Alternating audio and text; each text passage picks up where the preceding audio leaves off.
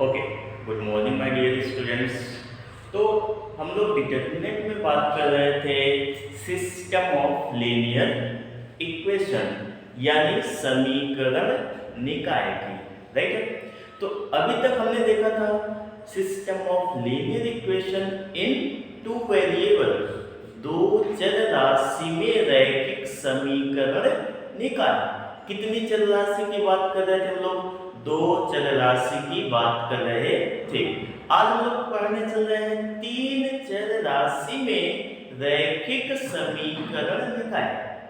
कितनी चर राशि में? तीन चर राशि में रैखिक समीकरण निकाय। इंग्लिश में क्या बोलेंगे? System of linear equation in three variable. System of linear equation in three variable. Okay, तो मैंने आपको बताया तो जो हमारे पास सिस्टम होता है इक्वेशन का वो टू टाइप्स का होता है। कितने प्रकार का होता है? दो प्रकार का होता है। कौन कौन सा होता है? एक होमोजीनियस होता है और दूसरा नॉन होमोजीनियस होता है।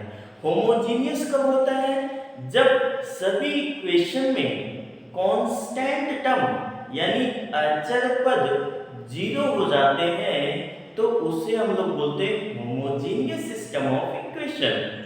अगर कांस्टेंट टर्म जीरो नहीं हो सभी इक्वेशंस में तो उसे हम लोग बोलते हैं नॉन होमोजीनियस। तो आप रिलेट कर सकते हैं, non homogeneous means constant term not equals to zero और homogeneous means constant term equals to zero. यदि अचर पद सभी इक्वेशन में जीरो है तो होमोजीनियस होगा और नहीं जीरो है तो नॉन होमोजीनियस होगा, राइट। तो आज हम लोग पढ़ने चल रहे हैं system of equation, system of equation in three variable, in three variable. बात समझ आ गई? कितने वेरिएबल में? आप ऐसा लिख सकते हैं सिस्टम ऑफ लीनियर इक्वेशन। क्या लिख सकते हैं? System of linear equation in three variable. Hindi में लिखेंगे तीन चर राशि में रैखिक समीकरण निकाय। तीन चर राशि में रैखिक समीकरण निकाय। ओके, चलिए स्टार्ट करते हैं। और हम लोग बात किसकी करने चले? Non homogeneous, right. ये हमारा हो गया है मेन पॉइंट यानी हेडिंग हो गया है और इसमें हम लोग बात करने चल रहे हैं non homogeneous, non homogeneous, right. अब देखो, अगर हम नॉन होमोजीनियस की बात करें तो हमारे पास बोलो कितने इक्वेशन होने चाहिए? तीन इक्वेशन। कितने वेरिएबल में? तीन वेरिएबल में। और सभी वेरिएबल की पावर कितनी होनी चाहिए? वन होनी चाहिए। क्यों वन होनी चाहिए? क्योंकि लीनियर इक्वेशन बोल रहा है। चलिए देखते हैं। लेट यानी माना a1x plus b1y plus c1z is equals to, आपको पता है ना नॉन होमोजीनियस है तो कांस्टेंट टर्म जीरो नहीं होना चाहिए, इसलिए हमने लिखा d1। अगर होमोजीनियस होता तो d1 के स्थान पे क्या लिखते हैं हम लोग? बोलो जीरो। चलिए ये हमारा इक्वेशन फर्स्ट हो गया है। चलो सेकंड इक्वेशन से हम लोग देखते हैं क्या होगा। a2x प्लस b2y आगे बोलो plus c2z is equals to d2। Now next equation. अब तीसरे इक्वेशन की हम लोग बात करते हैं तो होगा a3x प्लस बोलो b3y plus c3z is equals to क्या होगा? d3। हमारे पास कितने इक्वेशंस आ चुके हैं? तीन इक्वेशंस आ चुके हैं और ये तीन इक्वेशन कैसे हैं?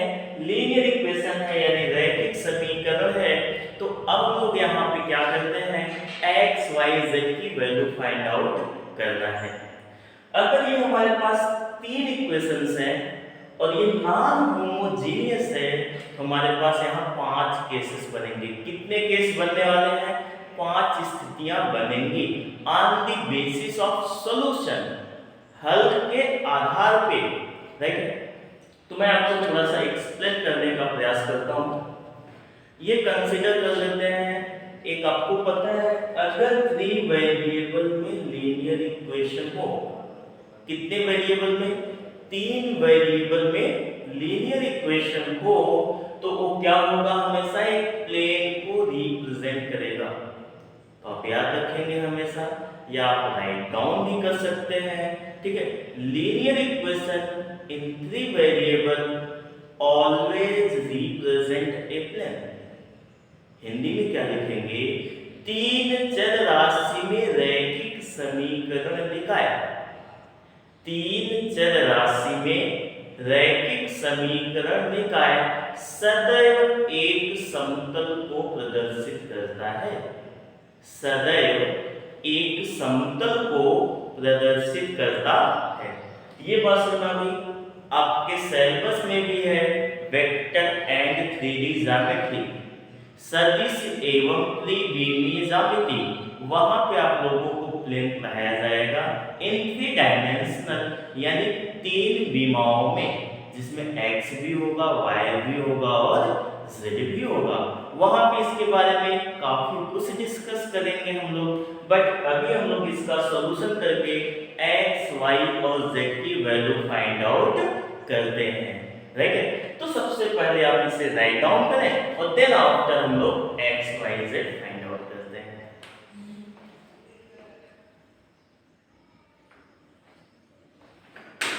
ओके, आपने राइट डाउन कर दिया होगा।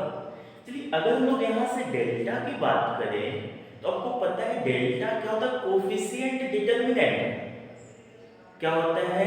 गुणांकों का सापेक्ष। किसके गुणांकों का सापेक्ष?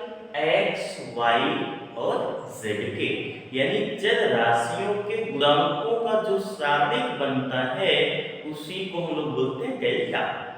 तो यहाँ पे बताओ डेल्टा क्या हो जाएगा? तो डेल्टा इज इक्वल्स टू, आपको पता है जो पहला कॉलम होगा यानी पहला स्तंभ होता है उसमें x के गुणांक आते हैं, जो दूसरा कॉलम होता है यानी दूसरा स्तंभ होता है उसमें y के गुणांक आएंगे, और जो तीसरा स्तंभ होता है, थर्ड कॉलम होता है, उसमें z के गुणांक आते हैं। चलिए देखिए, x का पहला गुणांक a1, दूसरा बताओ a2 और तीसरा क्या है हमारा a3, राइट। चलो दूसरे कॉलम में y की बात कर लेते हैं, b1, b2 और फिर क्या आएगा b3। तीसरे कॉलम की बात करें c1, c2 और c3। बात सुनना गई ना? तो डेल्टा हमेशा लिखेंगे सिर्फ कोफिशिएंट से। चलिए अब डेल्टा 1 की बात करते हैं। तो डेल्टा आ जाने के बाद डेल्टा 1 करेंगे और ये हमारे पास जो डेल्टा 1, डेल्टा 2, डेल्टा 3 आएगा वो वेरिएबल पे डिपेंड करता है। अगर 2 वेरिएबल होगा तो डेल्टा 1, डेल्टा 2 की बात करेंगे। 3 वेरिएबल होगा तो डेल्टा 1, डेल्टा 2, डेल्टा 3 की बात करेंगे। यहाँ पे हमारे पास 3 वेरिएबल्स हैं, यहाँ पे हम लोग क्या काम करेंगे? डेल्टा 1, डेल्टा 2 और डेल्टा 3 की बात करेंगे। यहाँ पे देखो डेल्टा 1 निकालना है, यानी ये जो फर्स्ट कॉलम है इसके एलिमेंट को कांस्टेंट से रिप्लेस करना है, यानी जो पहला कॉलम है इसके स्थान पे अचर पद को लिखना है। अब देखो a1, a2, a3 के स्थान पे क्या लिखेंगे? d1, d2, d3 रिप्लेस कर दिया, यानी प्रतिस्थापित कर दिया है d1, d2 और d3। बाकी के जो सेकंड और थर्ड कॉलम है इनको एज इट इज यानी उसी प्रकार से राइट डाउन करना है, यानी क्या हो जाएगा बताओ? b1, b2 और फिर b3। फिर नेक्स्ट क्या हो जाएगा? c1, c2 और c3। ये हमारा आ चुका है डेल्टा 1। अगर हम आपसे डेल्टा 2 की बात करें तो अब आपको पता है डेल्टा टू यानी दूसरा वाला कॉलम सेकंड कॉलम को रिप्लेस करेंगे D1 D2 D3 से, यानी फर्स्ट और थर्ड एज इट इज रहेगा, यानी ये होगा A1 A2 A3 और सेकंड कॉलम को हम लोग रिप्लेस करने चल रहे हैं। जरा बोलना किससे? D1, आगे बोलो D2 और फिर क्या D3। बोलो थर्ड में चेंजमेंट आएगा क्या? नहीं आएगा। अगर नहीं आएगा तो आप इसे as it is write down कर दो, C1 C2 और फिर क्या C3। ओके, ये देखिए डेल्टा टू आ चुका है। अब हम लोग डेल्टा थ्री की बात करते हैं। अब आप लोग मुझे खुद से बता सकते हैं कि डेल्टा थ्री क्या हो सकता है। तो डेल्टा थ्री यानी जो थर्ड कॉलम है, तृतीय स्तंभ है, उसे D1 D2 D3 से प्रतिस्थापित करना है और हमेशा किससे देखेंगे? डेल्टा से देखेंगे। तो पहला और दूसरा एज इट इज रहेगा, A1 A2 और A3। दूसरा बोलो क्या है? B1 B2 और फिर B3। लास्ट वाले पर यहाँ पे देखो D1 D2 और फिर D3।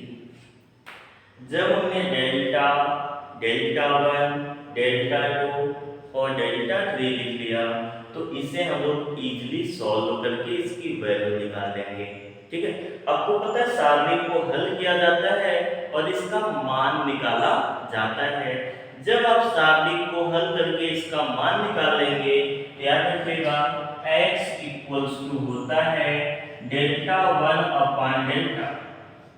x इक्वल्स टू क्या होता है? Delta 1 upon delta.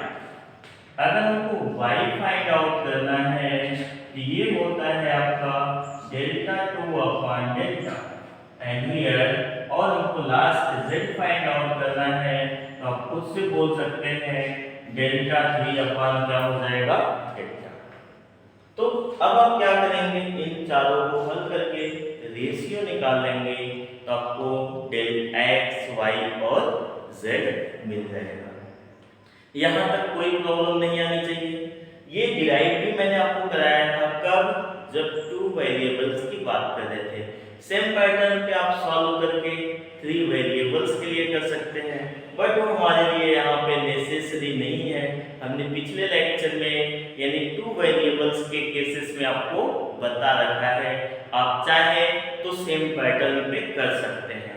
ओके, चलिए अभी मैंने आपसे बोला था यहाँ पे 5 केसेस बनते हैं। कितने केसेस बन रहे हैं? 5 स्थितियां बन रही हैं, यानी 5 केसेस बन रहे हैं। तो फर्स्ट केस है यूनिक सॉल्यूशन। यूनिक सॉल्यूशन कौन सा है? Unique solution. चलिए अगर हम आपसे यूनिक सॉल्यूशन की बात करें, हिंदी में क्या बोलते हैं इसको? अद्वितीय हल। हिंदी में क्या लिखेंगे? अद्वितीय हल यानी यूनिक सॉल्यूशन। अब बात करते हैं यूनिक सॉल्यूशन होता क्या है। यानी इन जो सिस्टम ऑफ इक्वेशन है इसके सिर्फ सिंगल सिंगल सिंगल आंसर आए, यानी x की एक यूनिक वैल्यू आई, y की यूनिक वैल्यू आए और z की वैल्यू यूनिक आए। इसके अलावा कोई भी वैल्यू नहीं आए। यूनिक मींस उसके जैसा कोई भी सॉल्यूशन नहीं होना चाहिए। तो यहाँ पे देखो यूनिक सॉल्यूशन की अगर हम लोग बात करें तो यहाँ पे होना चाहिए delta is not equals to 0। जो ये हमारा डेल्टा आ रहा है ये 0 के बराबर नहीं होना चाहिए। तो अगर हमारा डेल्टा 0 के बराबर नहीं हो रहा है तो ये हमारा कैसा होगा? Unique solution. कैसा सॉल्यूशन होगा? Unique solution. अब देखो यूनिक सॉल्यूशन निकालेंगे कैसे? Same pattern, x equals to, आप चाहें तो राइट डाउन भी कर सकते हैं, x इक्वल्स टू बोलो delta 1 upon delta y equals to बोलो क्या आता है delta 2 upon delta and last year z is equals to delta 3 upon delta. ये बात समझ में आ गई। अगर ये आपको आ गया है एक्स वाई जेड आपने निकाल लिया है तो ये हमारा सोल्यूशन कैसा होगा, यूनिक सोल्यूशन होगा। और मैंने आपको बता रखा है यदि किसी भी सिस्टम के एक या एक से अधिक हल आए तो उसे हम लोग बोलते हैं कंसिस्टेंट सिस्टम, संगत निकाय। अगर कोई भी हल नहीं आए तो उसे हम लोग बोलते हैं इनकंसिस्टेंट सिस्टम यानी असंगत निकाय। अब आप मेरे को ये बताओ इसके कितने हल आ रहे हैं, एक हल आ रहे हैं, यह निकाय संगत होगा या असंगत होगा। तो आपको पता है एक या एक से अधिक हल आएगा तो संगत होगा, यानी इसके एक हल आ रहे हैं यह निकाय कैसा होगा, संगत निकाय होगा। यहाँ हम लिखेंगे इट इज कंसिस्टेंट सिस्टम। कौन सा सिस्टम, कंसिस्टेंट सिस्टम। हिंदी में क्या लिखेंगे, संगत निकाय। मैं लिख भी दे रहा हूं संगत निकाय। बात सुनना, ये तो हमारा फर्स्ट केसेस है। अब ये फर्स्ट केसेस को हम एनालाइज कैसे कर सकते हैं, ये हमारा यूनिक सॉल्यूशन देगा, राइट। तो कंसीडर करो हमारे पास तीन प्लेन है, ये कंसीडर कर ले रहे हैं, इसको एक प्लेन कंसीडर करें, इसको भी एक प्लेन कंसीडर करें और इसको भी एक प्लेन कंसीडर करें। बस अगर ये दोनों प्लेन एक दूसरे को इंटरसेक्ट कर रहे हैं और ये जो तीसरा प्लेन है ये इन दोनों के पॉइंट ऑफ इंटरसेक्शन से होकर के पास आउट हो रहे हैं, यानी ये जो तीनों प्लेन हैं एक दूसरे को एक यूनिक पॉइंट पर इंटरसेक्ट कर रहे हैं। अगर ये यूनिक पॉइंट पे इंटरसेक्ट करेंगे इसका क्या आएगा, यूनिक सॉल्यूशन आएगा, यानी एक सिंगल पॉइंट इसका हल आएगा। बात सुनना। चलिए नेक्स्ट केस आता है नो सॉल्यूशन। नो सॉल्यूशन के केसेस में तीन केस बन रहे हैं। कितने केसेस बनते हैं, तीन केसेस बनते हैं नो सॉल्यूशन की स्थिति में। चलिए सेकंड हम लोग पॉइंट की बात करते हैं, नो सॉल्यूशन। नो, ठीक है, सॉल्यूशन। अभी देखिए नो सॉल्यूशन मैंने बोला कितने केसेस बनने वाले हैं, यहाँ पे तीन केसेस बनने वाले हैं। किस केसेस में देखते हैं, नो सॉल्यूशन। आपको पता है नो सॉल्यूशन मींस ये सिस्टम कैसा होगा, इनकंसिस्टेंट होगा। क्यों इनकंसिस्टेंट होगा, क्योंकि इसका कोई भी सॉल्यूशन नहीं आ रहा है। ऑल दो system which have no solution is known as inconsistent system. ऐसे सभी समीकरण निकाय जिसका कोई भी हल नहीं होता है उसे हम लोग बोलते हैं असंगत निकाय। चलिए नो सॉल्यूशन में हम लोग केसेस को डिस्कस करते हैं। फर्स्ट केस है हमारा, देखिएगा यहाँ पे है टू प्लेन्स आर पैरेलल। कितने प्लेन्स पैरेलल हैं, दो प्लेन पैरेलल हैं और तीसरा क्या है, उन दोनों को इंटरसेक्ट कर रहा है। जैसे यहाँ पे देखो ये एक हमने प्लेन बना रखा है, ये देखिए एक दूसरा प्लेन है और ये जो दोनों प्लेन दिखाई दे रहे कुछ ऐसे हैं, याद रखिएगा ये इस टाइप के हैं और ये दोनों कैसे हैं, पैरेलल हैं। ये यही प्लेन मैंने बना रखा है। आपको पता है अगर ये दोनों प्लेन पैरेलल होंगे तो एक दूसरे को इंटरसेक्ट नहीं करेंगे। एक तीसरा प्लेन है हम कंसीडर कर ले रहे हैं, ये जो तीसरा प्लेन है ये इन दोनों को इंटरसेक्ट कर रहा है। कैसे, ये दो प्लेन हो गए, अब एक तीसरा प्लेन इन दोनों को इस प्रकार से इंटरसेक्ट कर रहा है। तो आपको पता है कोई भी एक पॉइंट ऐसा नहीं होगा जो तीनों को सेटिस्फाई करे।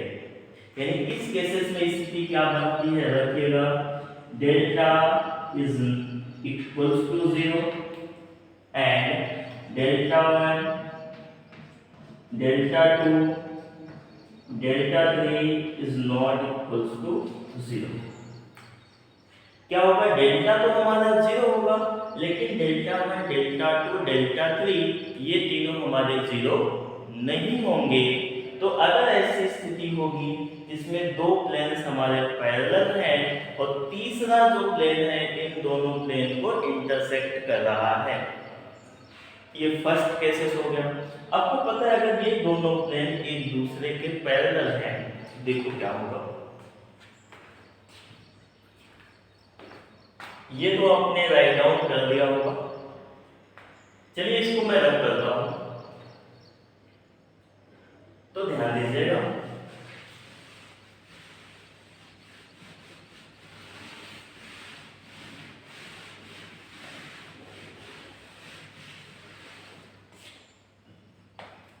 देखिएगा क्या करेंगे, कंसीडर कर लेते हैं ये पहला और दूसरा प्लेन, यही तो तीनों प्लेन्स का इक्वेशन है। अगर ये पहला और दूसरा प्लेन एक दूसरे के पैरेलल है, यानी इनके कोफिशिएंट का रेशियो आपस में बराबर होगा, यानी हम लिख सकते हैं a1 is equals to lambda a2। Similarly लिख सकते हैं b1 equals to lambda b2 and c1 equals to lambda c2 because these two planes are parallel to each other। अगर आपको पता है ये दोनों प्लेन्स एक दूसरे के पैरेलल होंगे तो इसकी वैल्यू क्या हो जाएगी, फिर डिटरमिनेंट की 0 हो जाएगी। बात समझ आ गई? तो ये हमारा हो गया है नो सॉल्यूशन का केसेस। चलिए इसमें सेकंड केस की बात करें। सेकंड केस में है नो सॉल्यूशन में जब हमारे तीनों प्लेन पैरेलल हैं, ये पहला प्लेन हो गया, ये दूसरा प्लेन हो गया है और ये तीसरा प्लेन हो गया है, और ये तीनों प्लेन पैरेलल हैं। आपको पता है कि ये तीनों प्लेन पैरेलल होंगे, जैसे ये हो गया दो प्लेन, इसके ऊपर एक और प्लेन है। अगर ये तीनों प्लेन पैरेलल हैं तो क्या ये तीनों प्लेन एक दूसरे को कहीं इंटरसेक्ट करेंगे, काटेंगे? नहीं काटेंगे, और नहीं काटेंगे तो कोई भी हल नहीं आएगा। इस स्थिति में देखो क्या बनता है, delta is equals to delta 1 equals to delta 2 equals to delta 3 equals to 0। इस स्थिति में क्या होते हैं, सब 0 होते हैं। डेल्टा 1, डेल्टा 2, डेल्टा 3 सभी क्या होते हैं, 0 होते हैं। ये देखो दूसरी स्थिति है जब हमारा नो सॉल्यूशन आ रहा है। ध्यान रखिएगा इस केसेस में तीनों प्लेन पैरेलल्स हैं, यानी a1 को लैम्डा a2 के फॉर्म में लिख सकते हैं और a1 को लैम्डा म्यू a3 के फॉर्म में लिख सकते हैं। ये बात समझ में, अगर आप चाहें तो ऐसा लिख सकते हैं a1 equals to lambda a2 and here b1 equals to lambda b2, also c1 equals to lambda c3। तो यहाँ पे c2 केसेस ले रहे हैं तो c2। सिमिलरली आप लिख सकते हैं a1 equals to mu a3, a2 is b1 is equals to mu b3, और फिर क्या लिख सकते हैं c1 equals to mu c3। यानी ये तीनों क्या है, आपस में पैरेलल हैं। तो पहले आप इसे राइट डाउन करो, एक केसेस हमारा और बचा हुआ है।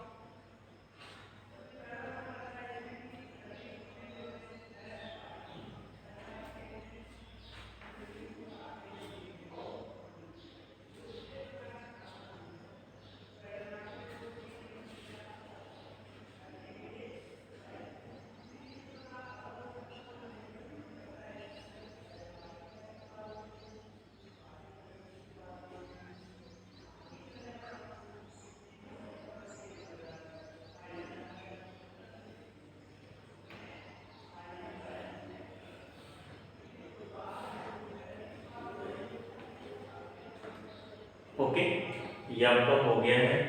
थर्ड केसेस में हम लोग आते हैं।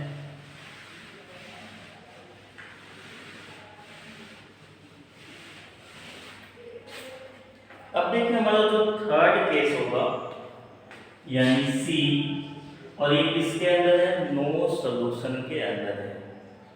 अगर ये देखिए जो हमारा तीन प्लेन है ये इस कंडीशंस में हो, ये फर्स्ट प्लेन हो गया है, ये देखो हमारा सेकंड प्लेन है, और ये हमारा देखो थर्ड प्लेन है।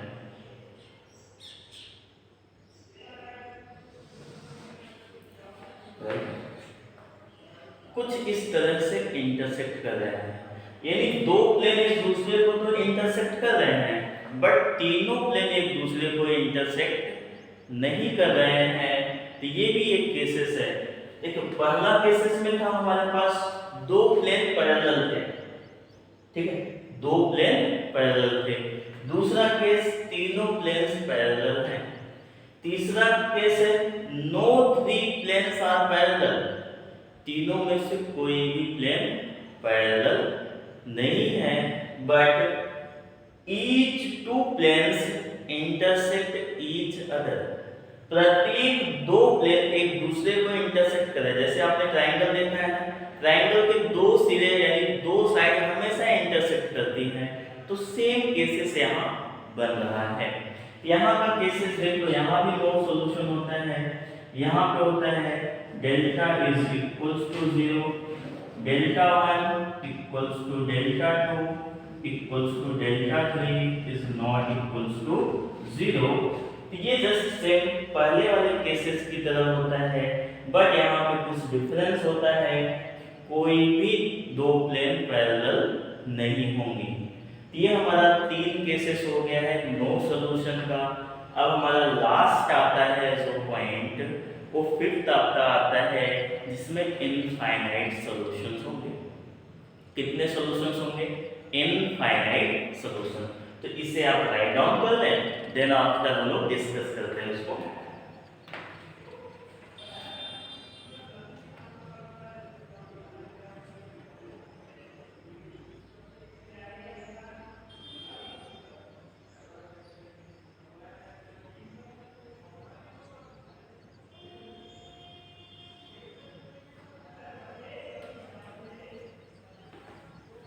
ओके, इसे हम लोग करते हैं।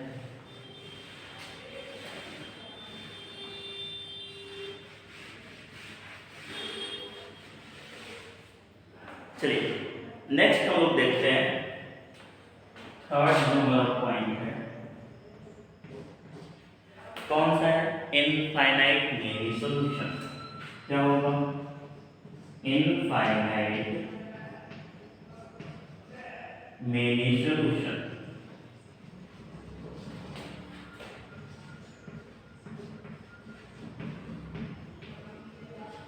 Infinite many solution.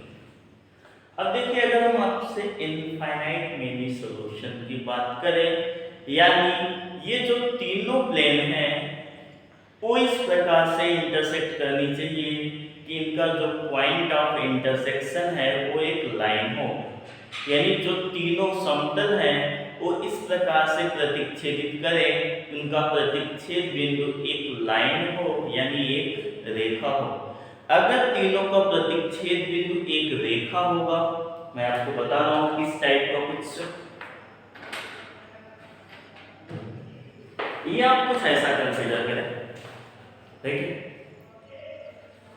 ये दिखेगा, आपको दिखाई दे रहा होगा, ये तीन प्लेन दिखाई दे रहे होंगे, राइट है। ये कितने प्लेन हैं आप ध्यान दीजिएगा, तीन प्लेन हैं। अब इन तीन प्लेन देखिए, ये जो हमारा ये पॉइंट आ रहा है, ध्यान दीजिएगा, ये साइड वाला, ये किनारे से जा रहा है, ये एक ऐसी लाइन दे रहा है जो क्या कर रहा है, तीनों को हमेशा सेटिस्फाई कर रहा है। बात समझ आ गई? तो इस टाइप का कुछ होना चाहिए। अगर ये तीन प्लेन इस प्रकार से इंटरसेक्ट कर रहे हैं, इनका पॉइंट ऑफ इंटरसेक्शन एक लाइन आ रहा है, तो उसके कितने सॉल्यूशन होंगे, इनफाइनाइट सॉल्यूशन होंगे, राइट है। तो इनफाइनाइट सॉल्यूशन में ध्यान दीजिएगा क्या होता है, delta 1 is equals to delta 2 equals to delta 3 equals to delta is equals to 0।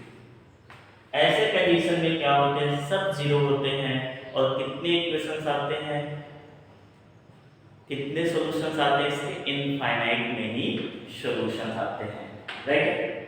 अगर ये हमारा केसेस है तो आप कैसे यहाँ पे चेक कर सकते हैं, कंसीडर कर लेते हैं जो पहला प्लेन है उसका इक्वेशन p1 = 0।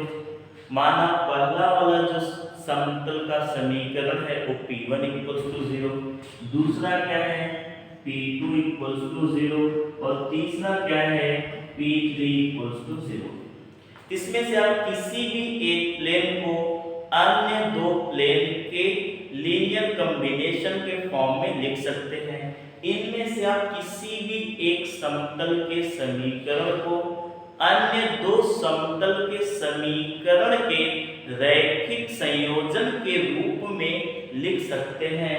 यानी ऐसा हम कुछ लिख सकते हैं p3 = p1 plus alpha p2। हो गया। तो ये देखो हमारा जो एक समीकरण था समतल का, उसको अन्य दो समीकरण के रैखिक संयोजन यानी लीनियर कॉम्बिनेशन के रूप में लिखा जा सकता है। यानी इसके कितने सेट ऑफ सॉल्यूशंस आएंगे, इनफाइनाइट यानी अनंत हल होंगे, ठीक है। तो आप इसको अच्छे से एक बार देखेंगे। इसके बाद हम लोग डिस्कस करेंगे इस पे क्वेश्चंस, राइट। तो इस पे जब हम लोग क्वेश्चंस करेंगे तो जो हमारा कंफ्यूजन होगा थोड़ा हमारा वहां पे क्लियर हो जाएगा, राइट है। तो ये हमारा किसके अंतर्गत बात कर रहे थे बताइएगा, क्रैमर्स रूल। ओके, तो अब इसे राइट डाउन करें।